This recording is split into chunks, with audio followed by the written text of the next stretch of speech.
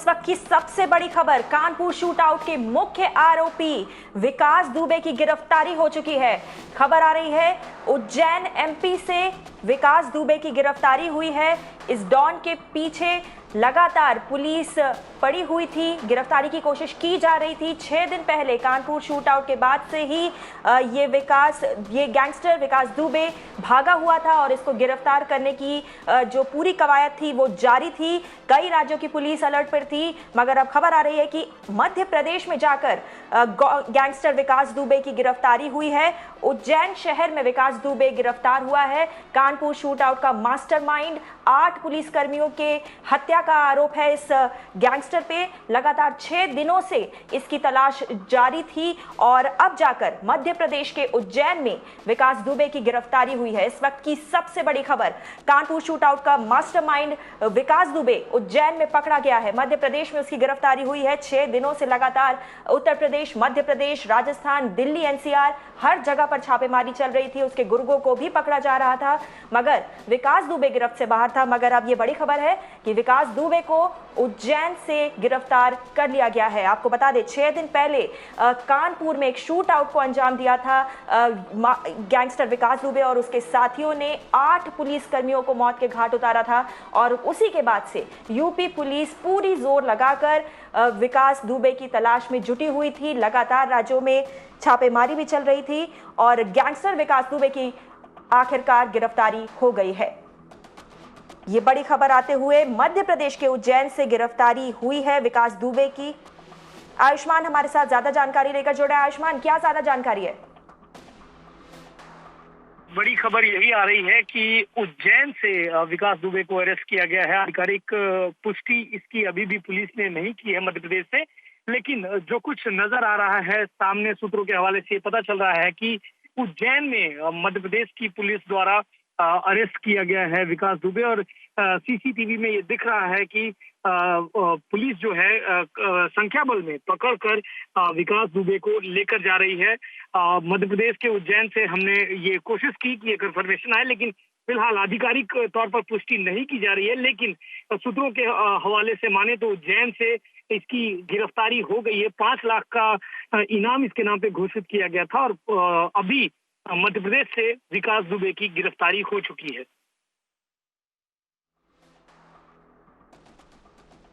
जी, कुछ तस्वीरें भी आ रही हैं। हम अपने दर्शकों को दिखाने की कोशिश करेंगे कैसे विकास दुबे को गिरफ्तार कर लिया गया है उज्जैन से। जैसे हमारे संवाददाता आयुष्मान ज्यादा जानकारी दे रहे थे। Vinay Tiwari, managing editor Mirror Now, भी हमारे साथ फोन लाइन पर है। विनय, एक बड़ी सफलता हाथ लगी है, उज्जैन में जाकर विकास दुबे पकड़ा गया है। जी बिल्कुल, और बहुत बड़ी सफलता है। और इसलिए भी सफलता है क्योंकि काफी दिन से इस बारे में अटकलें लग रही थी कि इसका ठिकाना कहाँ है। फरीदाबाद में उसको सूत्रों आधिकारिक तौर पर उत्तर प्रदेश पुलिस ने कंफर्म किया था। परसों वो फरीदाबाद में देखा गया था। और ये आप उस इंसान की एक प्रवृत्ति या उसकी काबिलियत देखिए कि वो 2 दिन के अंदर फरीदाबाद से उज्जैन भी पहुंच गया और ऑन द रन था। और कई दिनों से ये भी अटकलें चल रही थी गौरी की ये सरेंडर करना चाहता है किसी कोर्ट में या पकड़ा जाना चाहता है, क्योंकि इसको इस बात का डर था कि कहीं उसका एनकाउंटर ना हो जाए। और इस वजह से ये काफी बड़ी अहम ब्रेक थ्रू है, क्योंकि इसकी गिरफ्तारी से बहुत कुछ चीजें बाहर आने की संभावना है। और काफी बड़ा ये जो एक तरीके से गिरोह है और जिसकी साठगांठ उत्तर प्रदेश के कई पुलिस अधिकारियों के साथ है, उस सब का खुलासा होने की उम्मीद है। तो बहुत बड़ी ब्रेक थ्रू है, इसमें कोई दो राय नहीं। और पुलिस ने पिछले 2 दिनों में काफी दबिश बढ़ा रखी थी। कई इलाकों में इसके 3 अलग अलग साथी मारे गए हैं। आज ही हमारे चैनल पे और सब जगह खबर चल रही है कि इनके एक साथी कल भागते वक्त पुलिस के साथ मुठभेड़ हो गई और वो भी मारे गए। तो 3 लोग ऑलरेडी मुठभेड़ में मारे जा चुके हैं इसके गिरोह के, जो अलग अलग दिशाओं में भागे थे। लेकिन इसकी गिरफ्तारी शायद सबसे बड़ा ब्रेक थ्रू इस केस में माना जाएगा गौरी।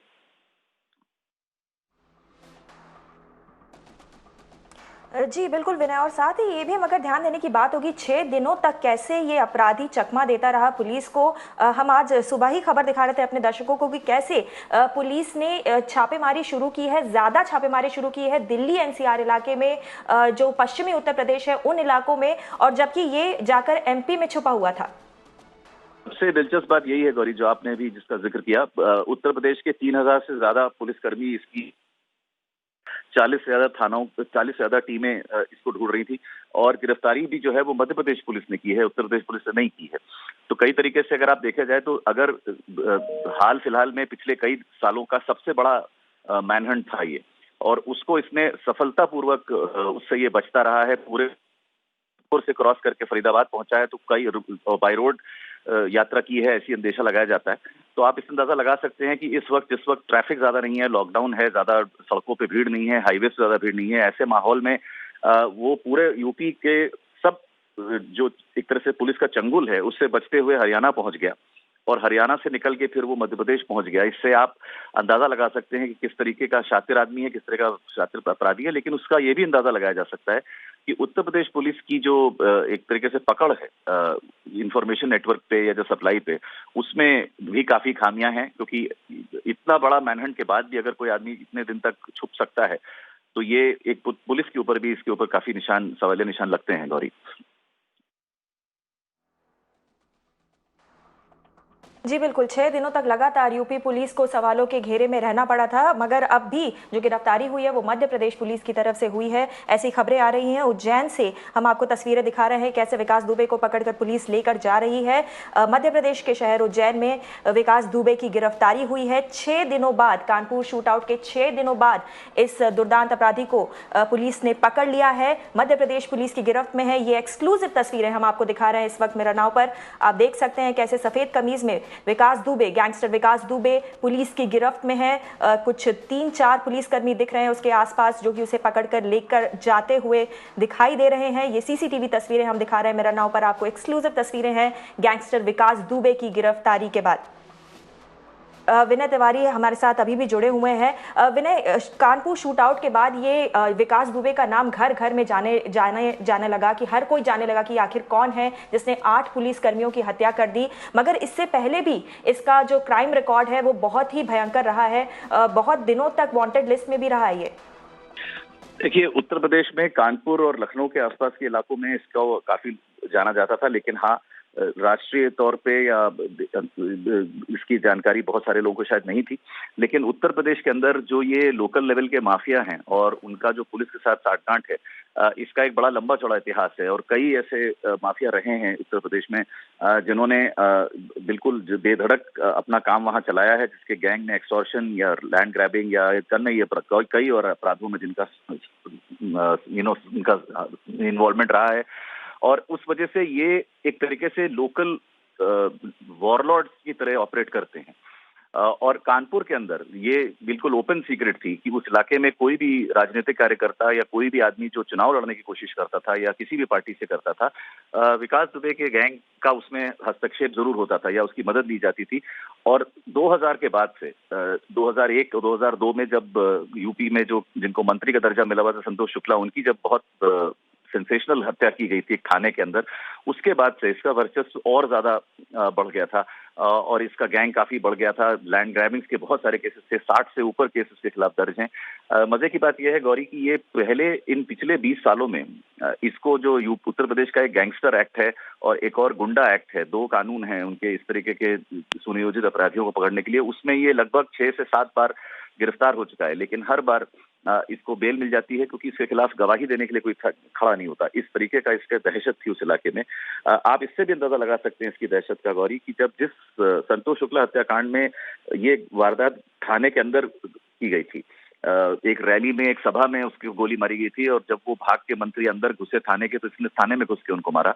उसमें जो पुलिसकर्मी थे, जो गवाह थे, वो भी अदालत में मुंह कर गए उस पूरे अपने बयान से और हॉस्टाइल हो गए और इसको इसमें बरी कर दिया गया। तो आप इससे अंदाजा लगा सकते हैं कि इसका जो दबदबा था या इसका जो वर्चस्व था उस इलाके में, वो कितना मजबूत था और कितना भय रहा होगा कि इसके खिलाफ गवाही देने के लिए कोई खड़ा नहीं होता था। और पुलिस एक तरीके से बिल्कुल